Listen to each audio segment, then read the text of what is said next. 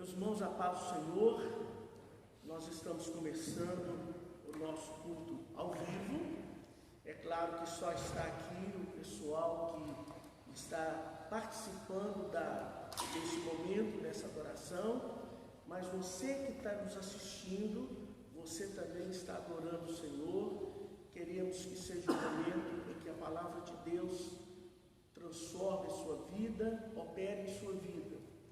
Lembrando, nós ainda permanecemos em quarentena, o conselho esteve reunido hoje, nós ainda vamos aguardar mais uns dias antes de voltar. A nossa previsão agora é 31 de maio, mas vai depender de decisões a serem tomadas nos próximos dias, e o futuro não nos pertence, pertence a Deus. Nós estamos em oração, desejosos de voltarmos, ok? Nós estamos sem máscara, porque estamos mantendo a distância, mas você deve, caso você tenha que sair, caso você tenha que trabalhar, você tem que fazer o uso da máscara da forma correta, para que você possa contribuir para que esse tempo de guarda, de quarentena, seja breve, ok? Lembrando também, nós temos agora todos os dias um culto online via plataforma Zoom. Então, se você tiver alguma dúvida, pergunte no grupo, pergunte em particular. E principalmente, nós temos na segunda-feira amanhã, dia 18, um bate-papo, uma reflexão com a missionária Kelly, missionária da Igreja Presbiteriana Ebenezer. Ela que está na Bolívia vai estar trazendo uma palavra para nós. Então, eu gostaria muito de termos uma participação bem grande amanhã, a partir das 20 horas. Eu vou mandar o link amanhã, ok? Muito bem. Vamos orar e depois de orarmos, nós vamos louvar o Senhor. Eu vou pedir aqui o presbítero Miqueias para estar orando. Senhor Deus, nós te adoramos, exaltamos o teu santo nome, por essa oportunidade única de adorar o Senhor nesse lugar. Obrigado, Deus, pelos nossos irmãos que estão nesse momento também assistindo, ó Pai, nas suas casas, adorando o Senhor como igreja. Ó Deus, que nesse momento o Senhor venha falar ao nosso coração, através da tua palavra, através também dos cânticos que serão entoados, e louvores ao teu santo nome. Obrigado por cada um que tem contribuído para que tudo isso venha acontecer, ó Pai, na nossa igreja. Apesar do distanciamento, estamos aqui, ó Pai, adorando o Senhor como igreja, através desse aplicativo. Obrigado pela tua presença no nosso meio. Continua falando nos nossos corações. Oramos agradecidos em nome de Jesus. Amém. Amém. Vamos cantar então. Nós estamos aqui ainda nos adaptando, mas nós vamos louvar o Senhor. A nossa primeira música, Tu vives entre nós, é isso? Tu vives entre os querubins. Entre os querubins. Amém. Amém. Então vamos cantar. Tu vives entre os querubins, nas alturas está o teu trono, teu nome é soberano. Fizeste aqui tua tenda, chamaste a Israel, o povo que escolheste para achegar-se a ti. Tu queres que o teu povo te conheça, Senhor, e mover-te com poder neste lugar. Fica à vontade entre nós, queremos ouvir tua voz. Leva-nos além do santo lugar. Teu povo vem te louvar, teu santo nome adorar.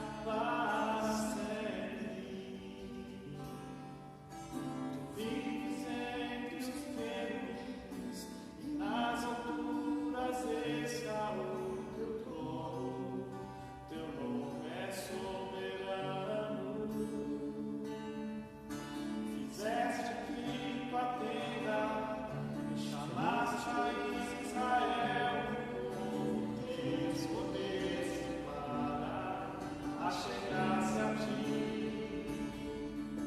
Tu queres que o teu povo te conheça, Senhor, e mover-te com poder neste lugar. Fique à vontade entre nós, queremos ouvir tua voz. Leva-nos para o santo lugar. Teu povo vem te louvar, teu santo nome adorar para sempre. Além do véu tu estás, e maravilhas farás, enquanto entramos pelo santo dos santos. Vamos tua face eu vi, de novo vou te dizer que eu te amo.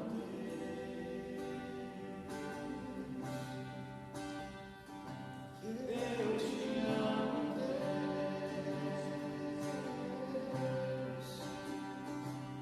Eu te amo, Deus. Amém? Vamos fazer uma leitura bíblica, 1 Tessalonicenses, capítulo 4, verso 13. 1 Tessalonicenses, capítulo 4, verso 13. Nós vamos ler até o verso 18. Não queremos, porém, irmãos, que sejais ignorantes com respeito aos que dormem, para que não vos entristecerdes como os demais, para não vos entristecerdes como os demais que não têm esperança.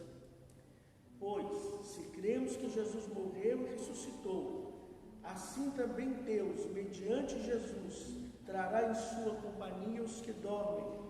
Ora, ainda vos declaramos por palavra do Senhor isso: nós, os vivos, os que ficarmos até a vinda do Senhor, de modo algum precederemos os que dormem. Porquanto o Senhor mesmo, dada a sua palavra de ordem, ouvida a voz do arcanjo e ressoada a trombeta de Deus, os céus e os mortos em Cristo ressuscitarão primeiro. Depois nós, os vivos, os que ficarmos, seremos arrebatados juntamente com eles, entre nuvens, para o encontro do Senhor nos ares, e assim estaremos para sempre com o Senhor. Consolai-vos, pois, uns aos outros com essas palavras. Que Deus nos abençoe. Vamos continuar cantando e adorando o Senhor.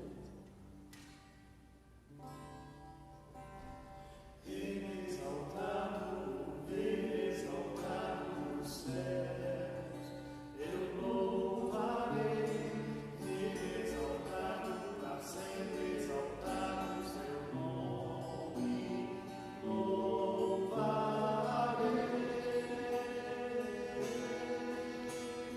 Ele é o Senhor, sua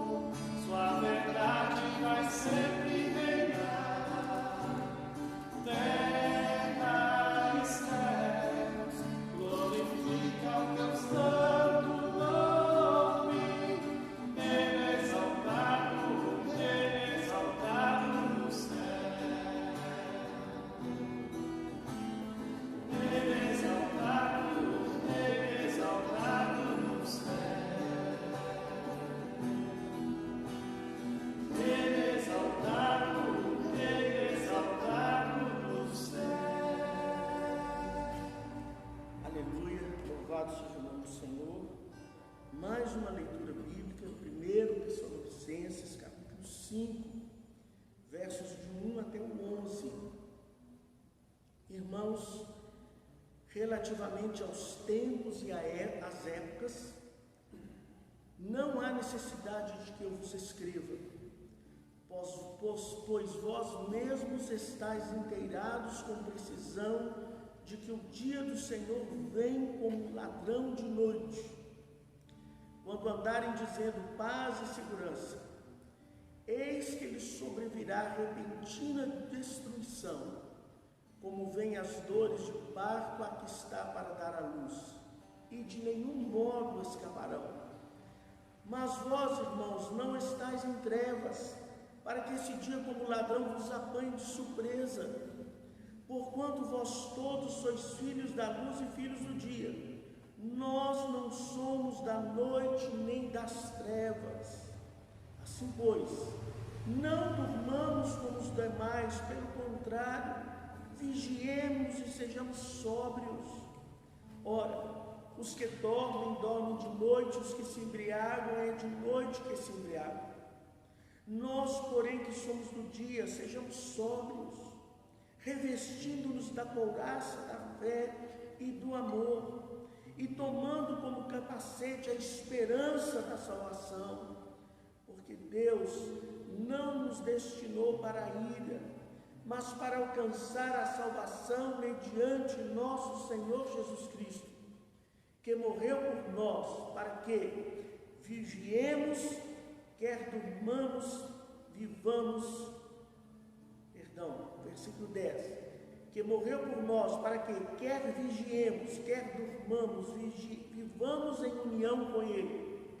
Consolai-vos, pois, uns aos outros, e edificai-vos reciprocamente, como também estáis fazendo. Que Deus abençoe a sua palavra. Vamos cantar mais uma vez.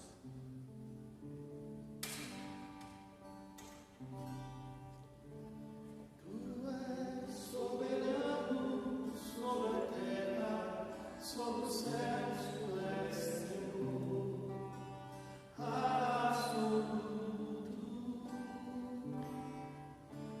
Tudo que existe e acontece, tu sabes muito bem. Tu és tremendo.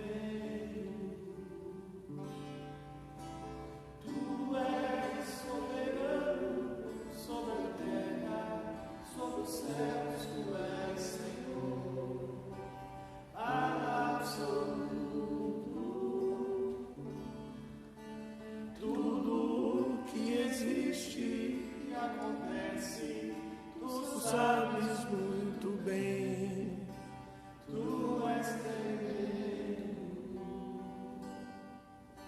E apesar dessa glória que tens, tu te encontras comigo também. E esse amor tão grande eleva-me, apaga-me a ti. Tu és tremendo. E apesar dessa glória que tens, tu te encontras comigo também. E este amor tão grande eleva-me, apaga-me a ti. Tu és tremendo. Aleluia. Louvado seja o nome do Senhor. Mais uma vez, vamos fazer uma leitura bíblica.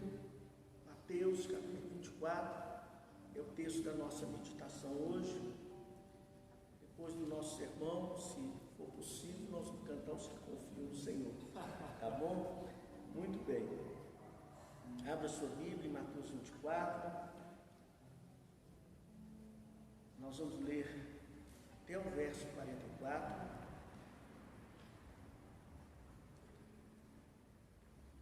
Antes de lermos, mais uma vez, feche seus olhos.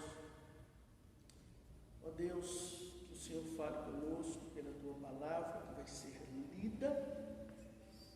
Senhor fale conosco, Deus, através da explanação da Tua palavra. Nós sabemos, ó Deus, que é o Teu Espírito que fala aos nossos corações. É o Teu Espírito, ó Deus, que produz a mudança, a transformação, a renovação, a libertação, a cura, o perdão. E, ó Deus, nós hoje, na Tua presença, buscamos tudo isso, Deus. Buscamos estar mais próximo de Ti. Buscamos cumprir o Teu propósito. Por isso, para nós, esse momento é um momento solene, porque o Senhor vai falar conosco pela Tua palavra e através, ó Deus, da explanação dela. Que, ó Deus, o Senhor nos conduza nos Teus caminhos, para a glória e louvor do Teu nome. Eu oro no nome de Jesus. Amém. Meus irmãos, Mateus capítulo 24, verso 1. Tendo Jesus saído, deixa eu voltar aqui. Tendo Jesus saído do templo, ia se retirando, quando se aproximaram dele os seus discípulos para lhe mostrar as construções do templo. Ele, porém, lhes disse: não vedes tudo isso?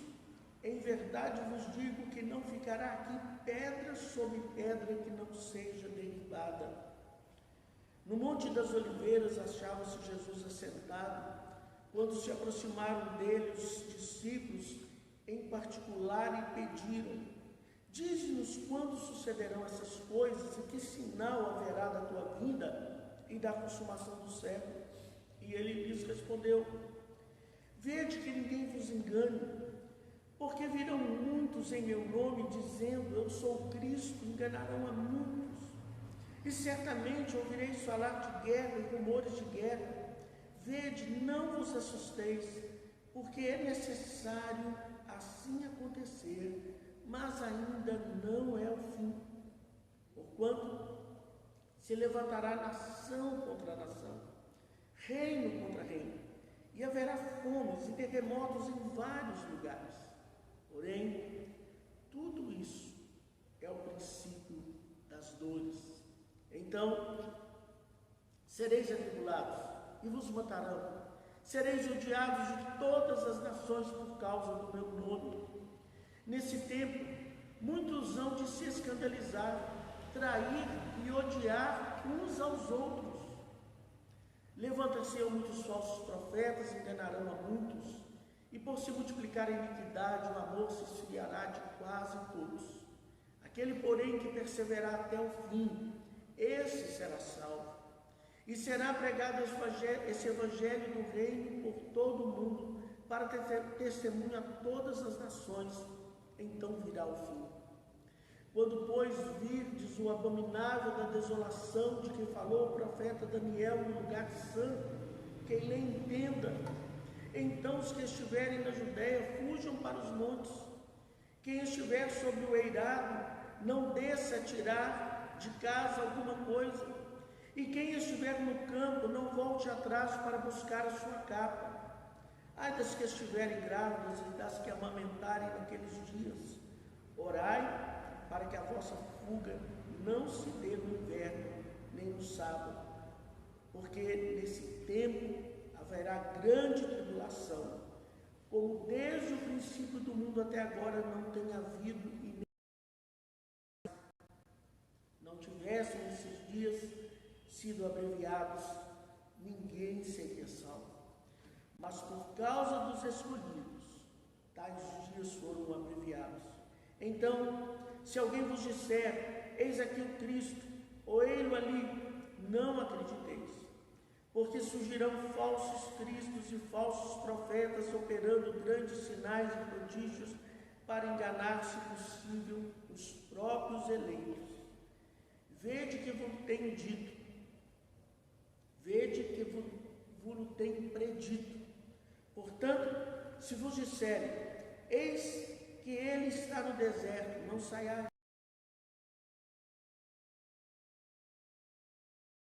Assim como o relâmpago sai do oriente e se mostra até o ocidente, Assim há de ser a vida do Filho do Homem. Onde estiver o cadáver, aí se ajuntarão os abutres. Logo em seguida, a tribulação daqueles dias, o sol se escurecerá, a lua não dará a sua claridade, as estrelas cairão do firmamento e os poderes do céu serão abalados. Então aparecerá no céu o sinal do Filho do Homem. Todos os povos da terra se lamentarão e verão o Filho do Homem vindo sobre as nuvens do céu com poder e muita glória. E ele enviará os seus anjos com grande clangor de trombeta, os quais reunirão seus escolhidos da figueira. Quando já os seus ramos se renovam e as folhas brotam, sabeis que está próximo o verão. Assim também vós, quando virdes todas essas coisas, sabei que está próximo às portas. Em verdade vos digo, que não passará essa geração sem que tudo isso aconteça. Passará o céu e a terra, porém as minhas palavras não passarão.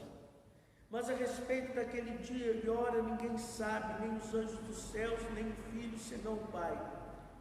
Pois assim como foi nos dias de Noé, também será a vinda do Filho do Homem. Porquanto, assim como nos dias anteriores ao dilúvio, comiam e bebiam, casavam e davam-se em casamento, até o dia em que Noé entrou na arca, e não perceberam, senão quando veio o dilúvio e os levou a todos. Assim será também a vinda do Filho do Homem. Então, 2 estarão no campo, um será tomado e deixado o outro. 2 estarão trabalhando no moinho, uma será tomada e deixada a outra. Portanto, vigiai, porque não sabeis em que dia vem o vosso Senhor. Mas considerai isso: se o pai de família soubesse a que hora viria o ladrão, vigiaria e não deixaria que fosse arrombada a sua casa. Por isso, ficai também vós apercebidos, porque a hora em que não cuidais, Filho do Homem virá. Que Deus abençoe a sua palavra. Meus irmãos, nesses dias não tem como não comentarmos a respeito da segunda vinda de Jesus.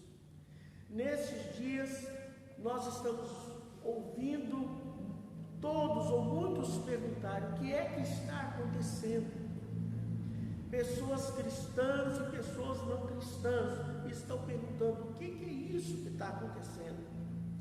Será que nós estamos enfrentando um vírus fabricado num laboratório na China?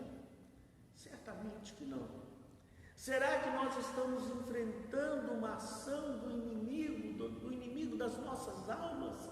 Será que isso é uma ação do diabo? Certamente que não. Meus irmãos, o que nós estamos enfrentando nos dias de hoje, o que o mundo está enfrentando nos dias de hoje, é sem dúvida sob a inteira permissão de Deus. Deus está no controle como sempre esteve. Esse texto que nós lemos aqui, Jesus ensinando os seus discípulos, chegando o dia da sua morte, e ele sabendo e tendo controle de todas as coisas, ele fala aos seus discípulos acerca do futuro, ele fala aos seus discípulos acerca dos tempos que estão por vir, porque é ele quem está no controle. Meus irmãos, nossos dias estamos tendo tempos, momentos em que nós estamos vendo Deus agindo da maneira dele, da forma dele. É uma ação que disciplina, é uma ação que traz juízo e limitação ao ímpio. E é uma ação que disciplina, restaura e renova a sua igreja. De uma mesma maneira, Deus está nos chamando para que nós possamos buscar a Ele, para que a igreja possa se renovar na presença dEle, para que a igreja possa crescer na presença dEle e continuar a sua caminhada. Mas o assunto permanece. Jesus está voltando. Você já deve ter ouvido muitas notícias a respeito disso, muitas coisas acontecendo, e a pergunta é essa: Jesus está voltando? Há uma outra pergunta muito interessante: estamos nos fins dos tempos? Jesus, há poucos dias de ser crucificado, ele tem encontramos aqui no livro de Mateus, essa narrativa, em que os próprios discípulos naquela época já estavam apreensivos, e eles estão perguntando: quando é que essas coisas vão acontecer? Quando é que se dará a consumação dos séculos? É natural que nós tenhamos esse questionamento. A resposta de Jesus para eles, e a resposta para nós que estamos também apreensivos quanto a tudo isso que está acontecendo, ela não vai vir de um discurso político, um discurso que fala que bons tempos estão para vir. É interessante como que os políticos, o discurso deles, eles prometem que eles não podem cumprir. A resposta para o nosso questionamento, ela não virá de um discurso para nos assustar. Quando Jesus, e voltando aqui no texto de Mateus, quando Jesus fala aqui com seus discípulos sobre os perigos que estão para vir, o discurso dele não é um discurso político, o discurso dele não tem a finalidade de assustar ninguém. A Bíblia está repleta de vezes em que Deus trouxe notícias do futuro, e ainda que essas notícias sejam dolorosas, elas não tinham a finalidade de assustar. Deus falou para Abraão a respeito da escravidão no Egito, e a intenção dele, evidentemente, não era de trazer medo. Deus mandou o profeta falar com o rei Ezequias a respeito da sua morte, e a finalidade não era trazer morte. Em Daniel, o livro de Daniel, que tem uma das mais completas profecias acerca da história de Israel, essas profecias foram dadas com um propósito, e o propósito não era assustar. Lá no livro de Atos, quando o Espírito fala para Paulo: olha, se você for para Jerusalém, você vai sofrer, nem mesmo essa profecia tinha a finalidade de trazer medo e de assustar. A resposta que nós procuramos e que nós encontramos na Bíblia, ela não vem de um discurso embalado por uma beleza política ou por um discurso vazio, e ela muito menos nos traz medo. Jesus, quando está falando esse discurso dele, ele não está falando com um sentido ou trazendo a mensagem de que não vai dar certo. Então é isso. Pelo contrário, o plano dele funcionou. Ele tem tal controle que naquele momento, ele antevendo todas as coisas, ele se dirige aos seus discípulos para trazer uma palavra para eles. O discurso de Jesus não teve a finalidade de dizer que não deu certo. Quantas pessoas estão desanimadas, quantas pessoas estão em dúvida, quantas pessoas estão se cercando pelo medo. Volta para a palavra de Deus, volta para ler esse texto novamente. Jesus não está fazendo um discurso para que nós possamos ou queiramos desistir. A única coisa que nós vamos desistir na vida com Cristo, é desistir de desistir. Se em qualquer momento da sua jornada você já desistiu, ou você está por desistir, então você tem o privilégio, por causa de Cristo, de desistir de desistir. Esse texto tem umas lições muito atuais, lições para a nossa para o nosso cotidiano, para a nossa atualidade. Esse texto é um texto profético. Nós precisamos entender um pouquinho a respeito do texto profético. O texto profético, ele tem uma linguagem simbólica e ele pode, inclusive, se referir a tempos diferentes. Versículo 1 e 2, Jesus está falando a respeito da destruição de Jerusalém, que aconteceu no ano 70. No versículo seguinte, ele está falando a respeito do tempo que é futuro para nós, que é a segunda vinda.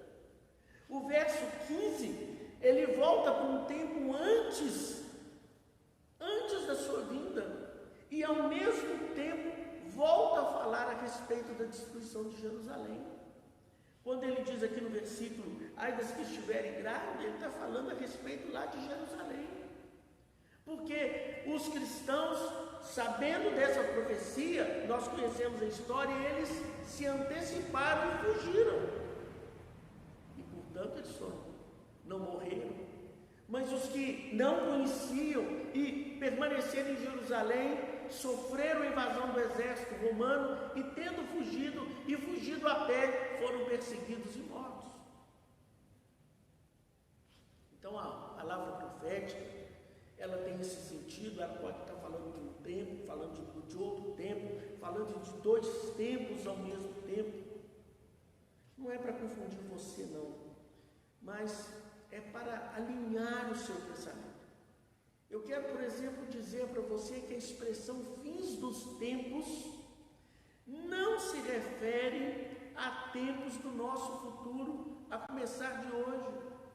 Alguém me perguntou, pastor Nilo, é agora que começa os fins do tempo? Os fins do tempo começou no dia que a igreja estava reunida em Atos 2. Nós estamos há 2000 anos nos fins dos tempos. É claro que nós compreendemos que nós estamos no fim dos fins dos tempos.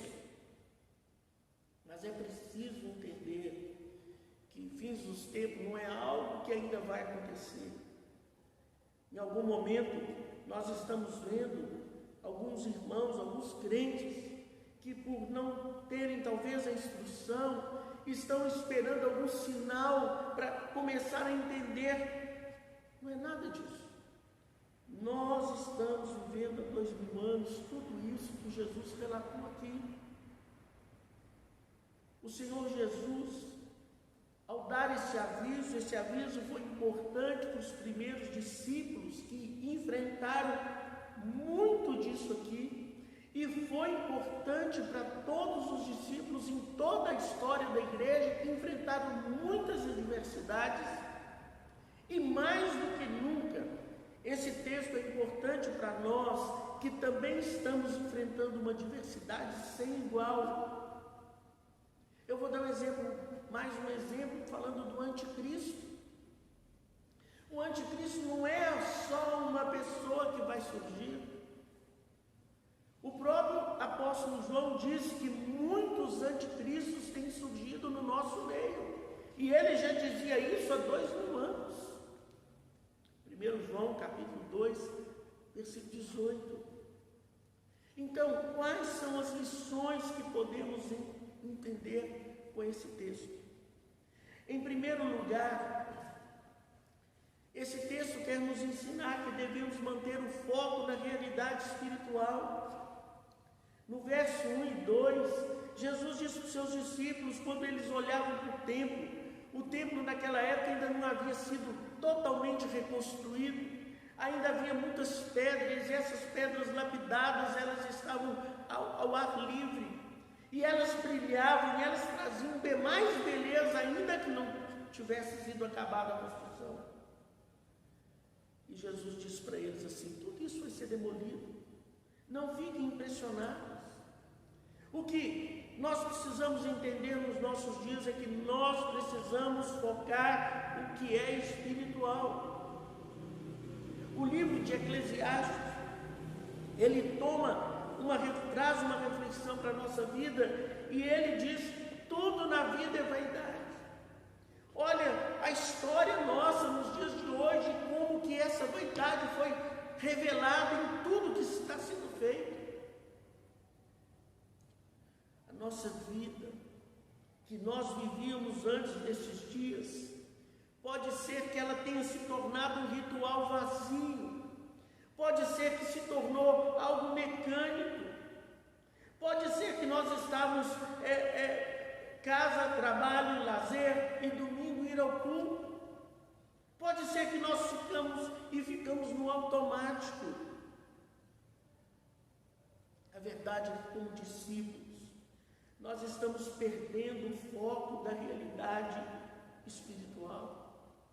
Nós oramos pela pessoa que está enferma e devemos orar. Nós oramos para Deus com a sua mão tirar o coronavírus do nosso meio, devemos orar sim.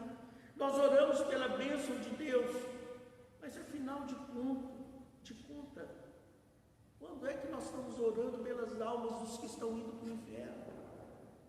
Quando você vê uma estatística que morreram 814 nas últimas 24 horas, a pergunta é: quantos desses ouviram falar do Senhor Jesus?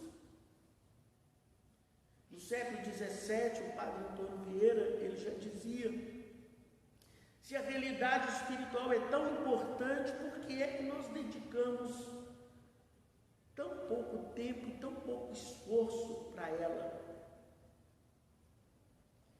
Talvez seja tempo de você entender que a sua relação com Deus não pode ser algo casual, não pode ser algo que acontece sem esforço. É preciso haver esforço da sua parte, é preciso haver um empenho da sua parte, é preciso haver em você um foco naquilo que é espiritual e um esforço para manter esse foco. Nesses dias precisa haver mudança na sua vida, mudanças com relação ao seu tempo. Você vai precisar agora, e quando terminar a quarentena, aprender a separar um tempo de qualidade para Deus.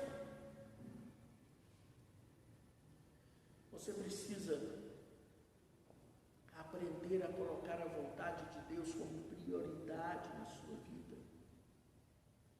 Quando Jesus, aqui nos primeiros versos, ele diz aos discípulos: não fiquem impressionados. Na verdade, há um contexto aqui. A cada vez que Jesus contradizia os judeus da sua época, os líderes religiosos naquela época, a cada vez que ele contradizia eles, mais as portas se fechavam para ele ensinar a palavra de Deus. E as sinagogas já tinham certamente os lugares onde ele passou, ele já não era bem-vindo. E ele chega a Jerusalém e ele se dirige ao templo, e lá no templo também já havia uma resistência para ouvi-lo. Então Jesus profere essas palavras: não fiquem impressionados com essas pedras, com esse templo, porque não ficará pedra sobre pedra. No ano 70, o general Tito, depois imperador, destruiu totalmente a cidade de Jerusalém, destruiu totalmente o templo. Sabe, pouco a pouco as áreas da nossa vida vão ficando longe de Deus. Nós chamamos isso de primeiro amor, né? O primeiro amor vem, nós estamos animados, aí vem a primeira dificuldade e a gente começa a colocar umas áreas da nossa vida em que Deus não tem a primazia. Quando a gente assusta, já está a nossa mente, o nosso coração, a nossa vontade totalmente tomados por outro interesse que não é o interesse de Deus. E como lá em Apocalipse Jesus diz para a igreja: lembra-te de onde caíste, arrependa-te e volta à prática do primeiro amor. Os dias de hoje são dias que Deus está nos dando a oportunidade de nós descobrirmos o que é que nós estamos fazendo de errado e passarmos a fazer segundo a vontade dEle. Mas esse texto também nos ensina que nós devemos manter firmeza ante os desafios da nossa vida. A partir do verso 4 até o verso 14, Jesus está apresentando os perigos que estarão à nossa volta. Ele fala aqui a respeito dos falsos profetas. Ele até diz que os falsos profetas enganarão a muitos. Não fiquem assustados. É isso mesmo. Nós temos que nos cuidar. Não é suficiente alguém simplesmente pegar um verso da Bíblia. Não é suficiente alguém ter a Bíblia nas mãos. Eu quero lembrar você que quando Jesus foi tentado, Satanás usou a palavra de Deus contra o Filho de Deus. Ele fala aqui do perigo de guerras e rumores de guerra. Considere as disputas políticas no nosso país nos dias de hoje, que confusão. É um falando mal do outro, é um atacando o outro, é um se preparando, é um verdadeiro bombardeio, é uma guerra. O WhatsApp hoje, vocês não imaginam o trabalho que é manter o WhatsApp longe disso. Sem falar dos desastres naturais, Jesus fala sobre isso aqui. Os desastres naturais, provocados ou não pelo homem, nós estamos vendo aí os problemas, as notícias correndo e chegando até nós. O que dirá da fome? Imagina o quanto será danoso nesses dias e quantos vão morrer de fome. Enquanto a tecnologia avança, enquanto o mundo está se modernizando, a fome permanece.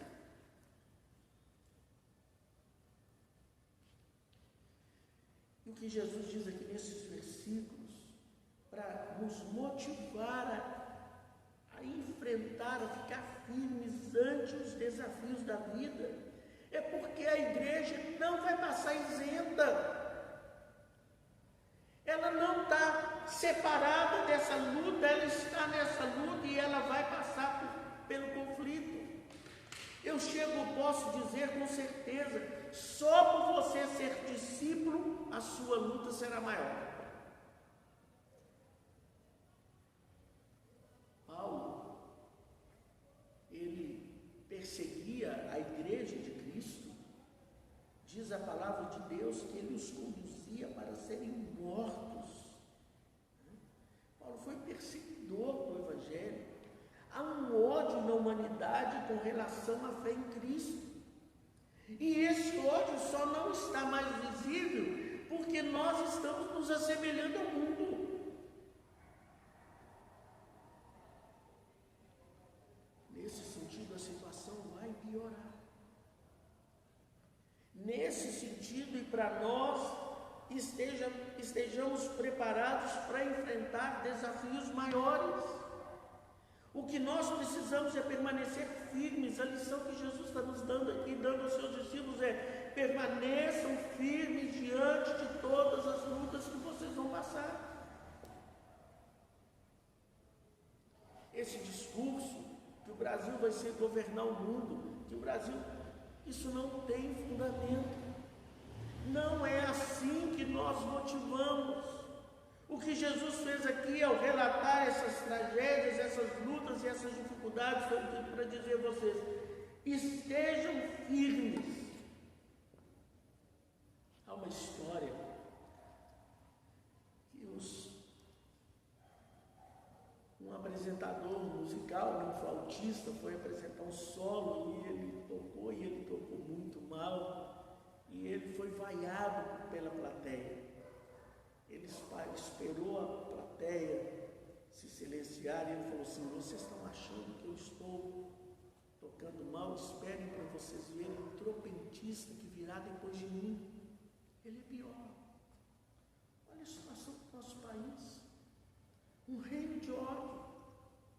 Cada um que vem para dirigir está pior do que o antecessor. E Jesus, ao descrever aqui, fala dos falsos pregadores.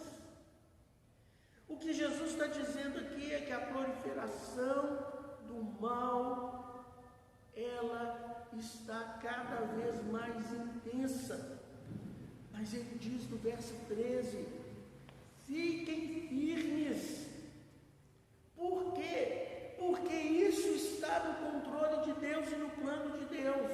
Por que ficar firme? Porque Deus está executando o plano dele. Resistam até o fim. E o que Deus tem nos preparado é a salvação. Nós não seremos decepcionados, nós seremos salvos, aleluia. A mensagem do Evangelho continua, verso 14, esse Evangelho será pregado, é no meio da luta, é no meio da dor, é no meio da dificuldade. O Evangelho chegou no Brasil no meio de luta, no meio de perseguição, no meio de sofrimento. E o Evangelho genuíno para avançar é no meio de luta. Portanto, não vamos concentrar a nossa vida em ficar resolvendo as nossas questões pessoais, mas vamos manter o foco nas coisas de Deus e vamos perseverar nessas coisas. E em terceiro lugar, nós devemos confiar no cuidado e no conforto de Deus.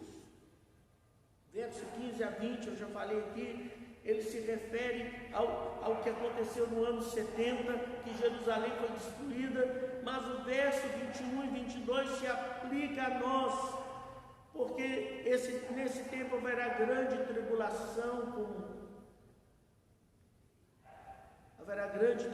como desde o princípio do mundo até agora não tem havido e nem jamais haverá. Não tivesse aqueles dias sendo abreviados, ninguém seria salvo, mas por causa dos escolhidos, tais dias serão abreviados. O que Jesus está falando aqui é que os dias serão difíceis. Os dias serão difíceis e eles não seguirão o curso normal da dificuldade. Porque o nosso Deus é um Deus que intervém na nossa história. No momento que a ira de Deus, o cálice da ira de Deus transbordou, Sodoma e Gomorra foram destruídos. No momento que a ira de Deus transbordou pelos cananeus que destruíram a família, Deus foi lá e eliminou todos eles. Nos dias de hoje, por motivos que nós vamos entender na glória, a ira de Deus transbordou e ele interviu. O nosso Deus intervém por causa dos eleitos. O nosso Deus intervém por nossa causa. Ele é capaz até mesmo de abreviar esses dias e está fazendo isso. Nos versos 26, novamente Jesus traz à tona os falsos profetas. Ele está dizendo, não é neles que você tem que colocar sua confiança. Não é quem te promete uma solução humana.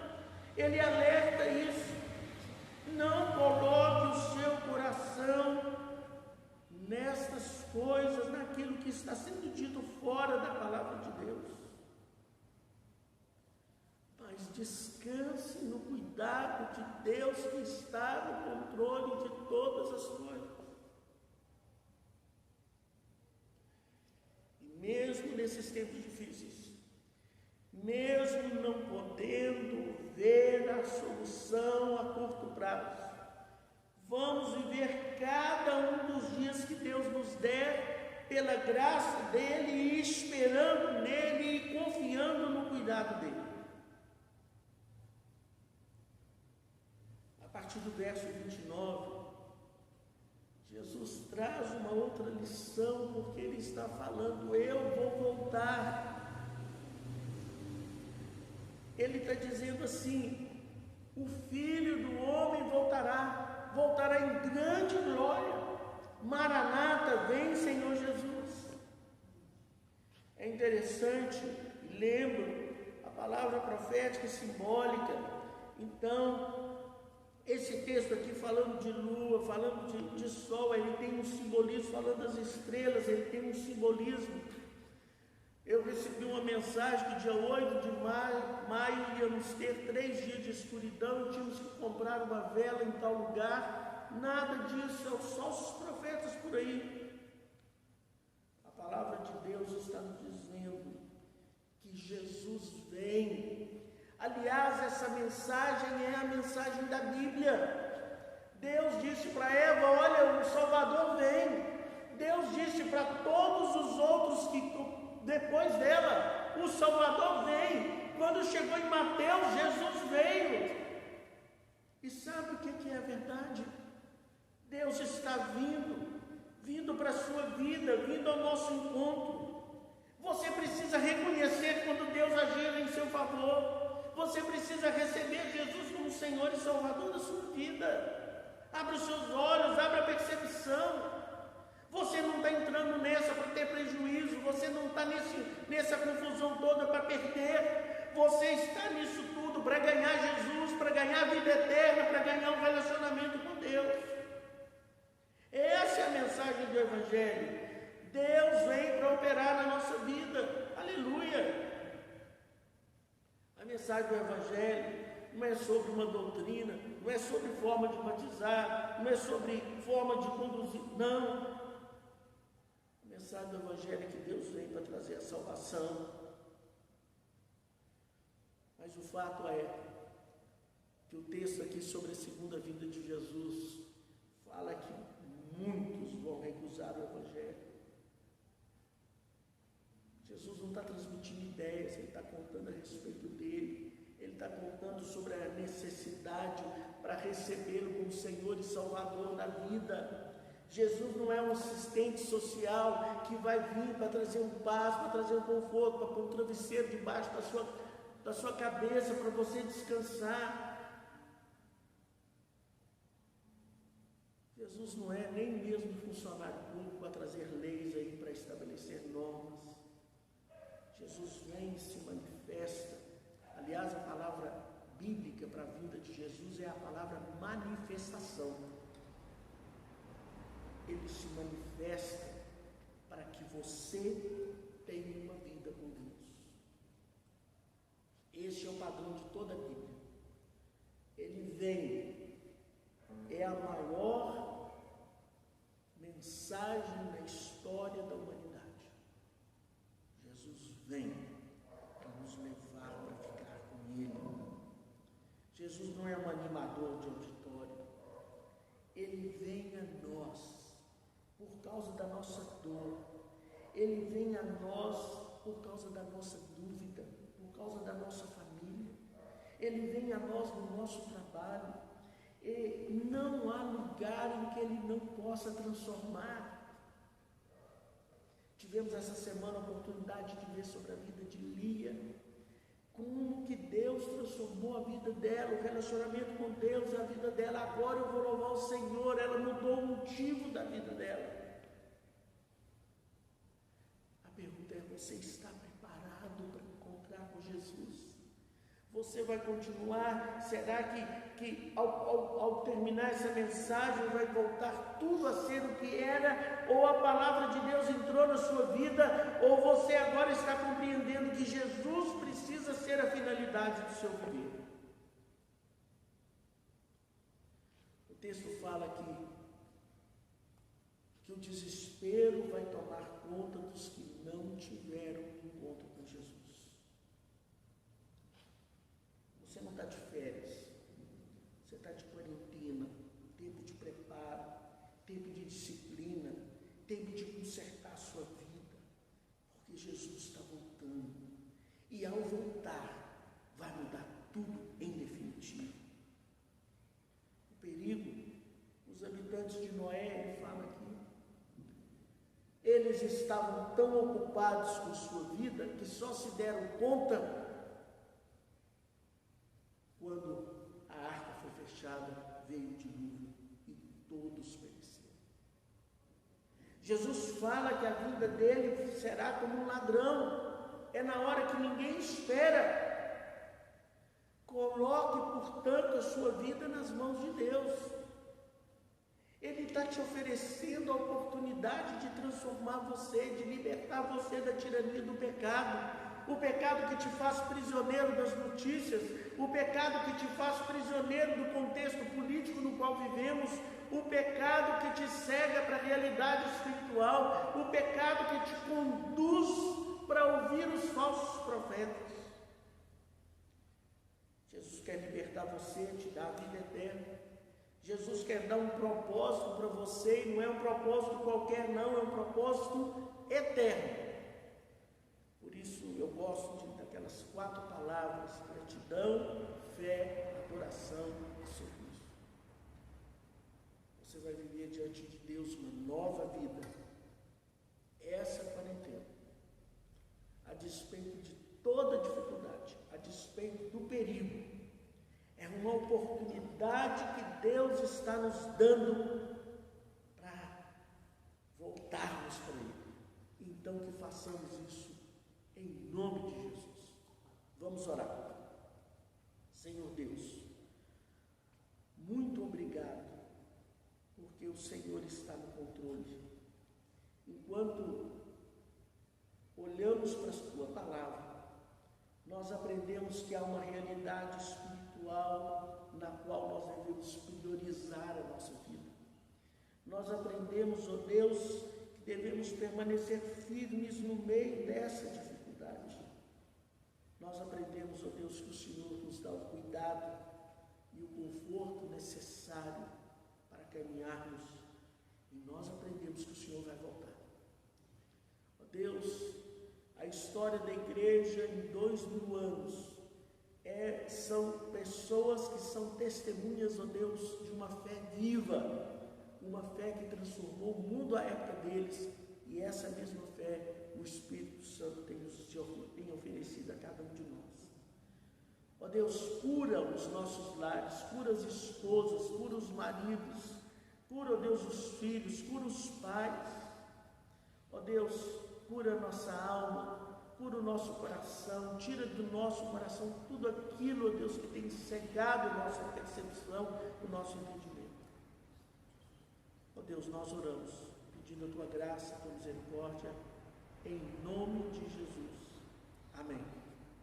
Amém. Nós vamos cantar mais uma música, e eu volto a dizer a você que é muito importante você estar participando dos nossos cultos agora diários. Se você não pegou o boletim, leia o boletim de hoje, tem um texto lá falando sobre isso. Eu gostei muito ao ter essa oportunidade agora de termos a nossa adoração diária, como na igreja primitiva. Longe, mas diariamente como eles. Que Deus abençoe. Vamos então cantar o Senhor. Confia no Senhor, em monte de Sião, que não se abalam, permanece para sempre. Como em volta de Jerusalém, estamos montes, assim o Senhor, em volta do seu povo. Autoridade e poder, domínio em suas mãos, pois o Senhor é Deus, o Senhor é Rei dos povos. Cale-se diante dele a terra, todos os joelhos ergam as mãos, pois o Senhor é Deus, o Senhor é Rei dos povos. Não dá, sem Jesus não dá, não dá, sem Jesus não dá para viver, não dá, sem Jesus não dá para viver, não dá, sem Jesus não dá, não dá, sem Jesus não dá, não dá, sem Jesus não dá para viver, não dá, sem Jesus não dá para viver, não dá, sem Jesus não dá, não dá.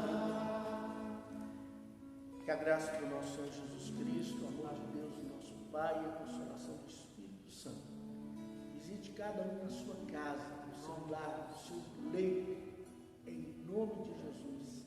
Amém. Amém. paz e até amanhã, se Deus permitir.